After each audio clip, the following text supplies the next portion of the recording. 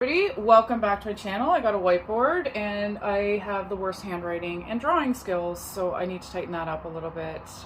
Yeah. So I did Kundalini yoga for a month straight. Kundalini yoga was the last thing I did before COVID hit. It was an hour-and-a-half long class with a trained instructor, and it was the hardest thing ever. I didn't know anything about Kundalini yoga. I was just trying out something new, and it was crazy.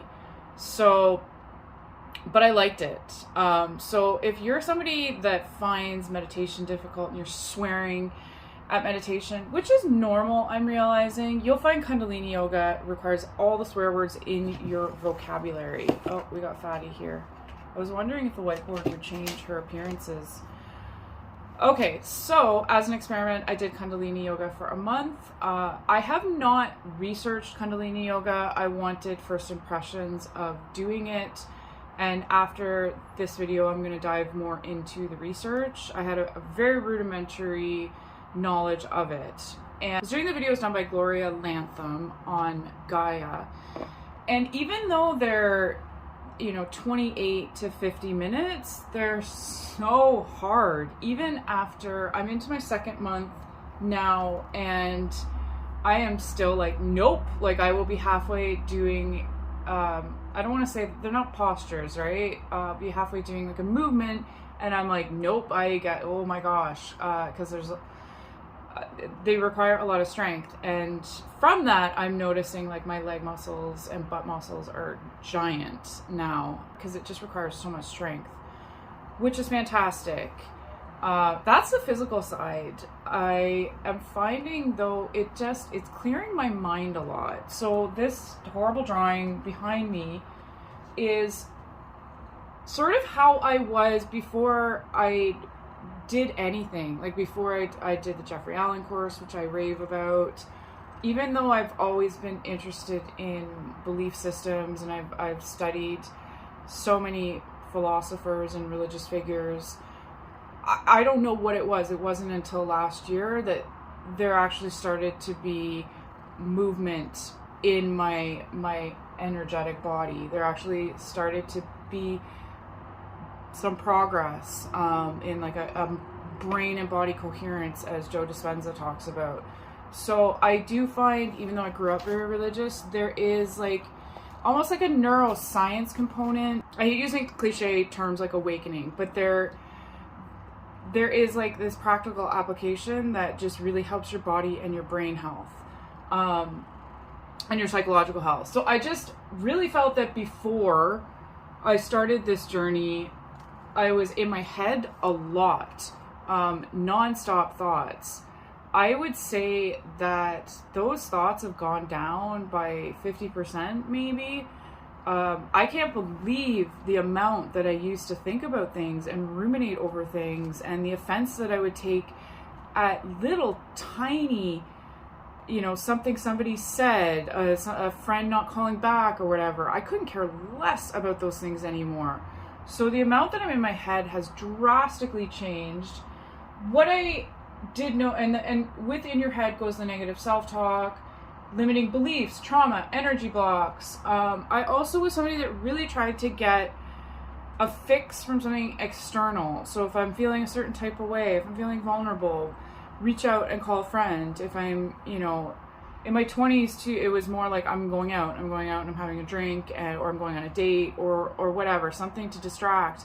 I had absolutely no awareness that was me looking for something external, me not being at peace to allow, the flow of life to happen. In my 20s, I did this a lot. In my 30s, where, I would call my mom crying. I would go out and have a drink. Like anything to deal with something that was going on internally, I would reach for the external world to fix that.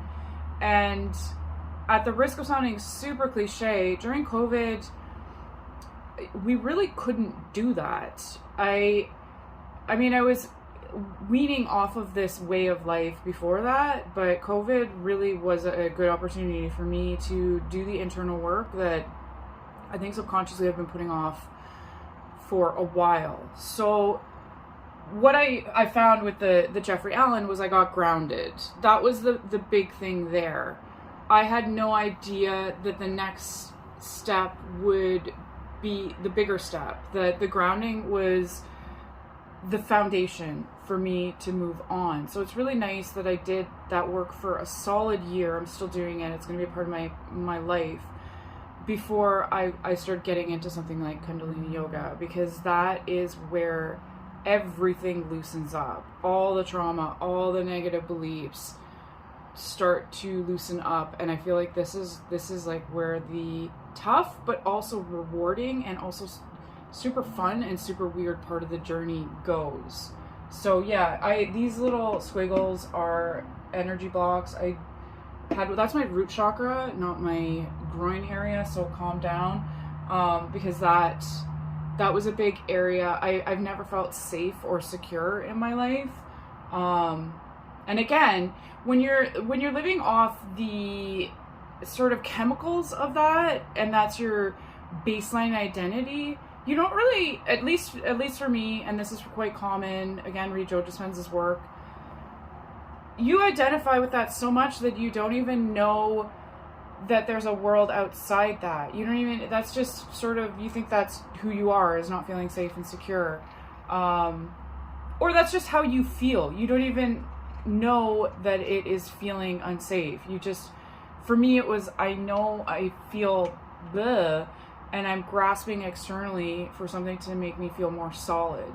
So for me, my two biggest blocks were my heart. That's why there's a lot of garbage around it. I think that's pretty common with a lot of people.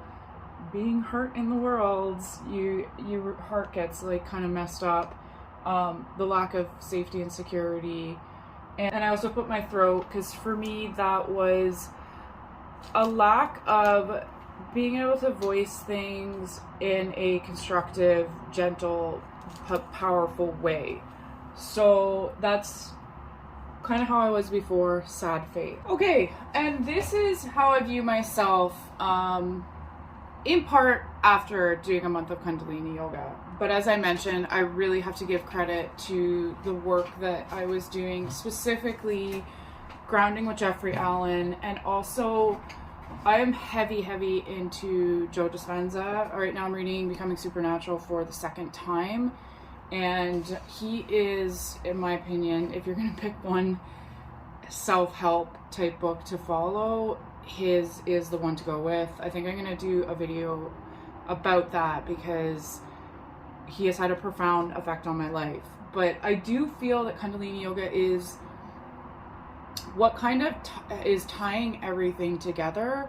It is such a great physical practice, and it took me a step farther than Hatha yoga for reasons that I can't quite articulate. I don't know if it's because you're doing what sometimes feels like a countless amount of repetitive movements, if it's because it's harder and you cannot be having many thoughts while you're doing it because it demands so much from you physically. I don't know if it's the woo-woo of you really are moving the energy out of your body and building a more free-flowing energy and clearing up your chakras and stuff like that.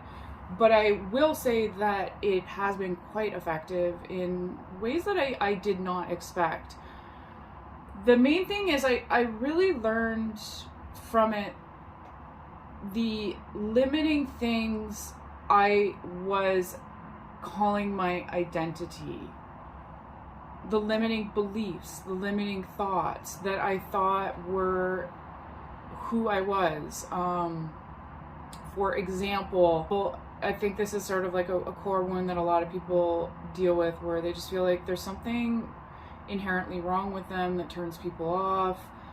I just would have a lot of negative thoughts throughout the day. I'm not good enough, I'm not talented enough, I'm getting older, I'm not pretty. I'm just the really self-critical things that enter my thoughts thousands of times a day. And I found Kundalini yoga, more than anything, just it almost like peeled all those thoughts off like a skin. Like it had been this second skin that I was wearing too close to me, so internal, just entwined with my genetics, my in my bone marrow kind of a thing, things that I thought were who I was. And it just kind of loosened them up and allowed me to see what was underneath, which is somebody of value, somebody who is stronger, somebody who has talents. At minimal, it's flushing those beliefs out. As you can see in my horrible drawing, I didn't put the blocks. I mean, they're still there. Like, they've gone down, but this is sort of like my ultimate goal is like no blocks. And then I have to say, there feels like a flow, like it's just an energetic flow. I know this sounds woo-woo, and I know I've seen this kind of chart in so many videos and so many like woo-woo books, but as it's happening to me, I'm like, oh my gosh, this is so annoying in a way that this is like, I'm not copying from what somebody else went through. It's actually my experience, which is really cool, because I've mentioned this before. My beef with a lot of self-help stuff is that they make it seem easy. They make it seem like a linear journey where you realize that you have negative beliefs and then the next day you're manifesting a house. And I think that does people a disservice, because I think a lot of people wonder, well, what's wrong with me that that's not happening so quickly? And I understand that that's probably just marketing. You have to market something as neat, tied up in a bow, that's easy to disseminate, and a lot of people probably get discouraged if it takes longer. But I'm the kind of person that got discouraged. I'm the kind of person that got encouraged when, as I dive deeper into my reading and my practices, that it's normal for these processes to take a long time, and this just becomes a shift in how you do things daily. But there is the grunt work at the beginning, and where there's just a lot of stuff to clear up. And Jeffrey Allen is where I learned to get grounded. I learned to get in my body. I learned how to focus awareness in different areas.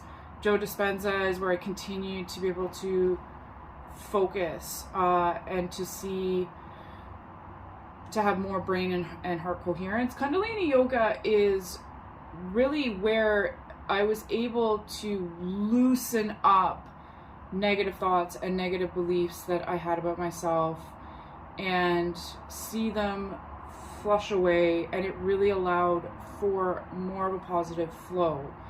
And I also feel more connected to the divine, which is something that always had a huge block, because I always felt undeserving of it. I always felt afraid of some sort of punishment from God, or that I was being inappropriate asking for God's help or whatever. There was always an insecurity, and I find, and that is dissolving. And I see the things around me change a little bit. I see myself sticking up for myself, and it's with more self-esteem and less anger. It's a work in progress for sure, but it's weird because I've stood up for myself a couple times and I've been like, oh my gosh, I'm out of control. And the person's like, come back and give me like a Starbucks gift card or apologized or whatever. It's crazy. So me identifying myself as somebody who was like weak and passive and couldn't stand up for themselves was, again, like it was just a skin that I was wearing that came from trauma, or it came from, experience or whatever. And I don't need to carry that around anymore. I am much more interested in dissolving all this nonsense and having more hope for the future. Gloria Lantham has all these positive things she says in the classes, like don't quit, just keep going, there's always ways to modify, very believe in yourself, believe that good things can be achieved, affirmations. And the first time I took the class, I was like, okay, like whatever. But as it went on, they felt less like pipe dreams and they felt more embodied. And I'd rather springboard off that than all the limiting beliefs I had, which would sometimes literally paralyze me. And because the body is keeping score, as if you've read that book, or with Joe Dispenza's work, because the body is chemically changing. If your mind is pumping out horrible feelings, I'm more interested in going on the journey to my body pumping out good hormone, good good serotonin, because my thoughts are more positive, and I'm going more on the path of becoming nobody, to take sort of Ram Dass's his goal. I understand that goal now, of not identifying with all these things and being more in a limitless possibility realm. Joe Dispenza talks about how he calls it like the quantum realm, which I definitely will do another video, because he has so many amazing things to say, and his meditations have had an effect on my life. So my heart is happier, and everything just feels a lot more clear. That's not to say that I'm just like skipping around in bliss or anything.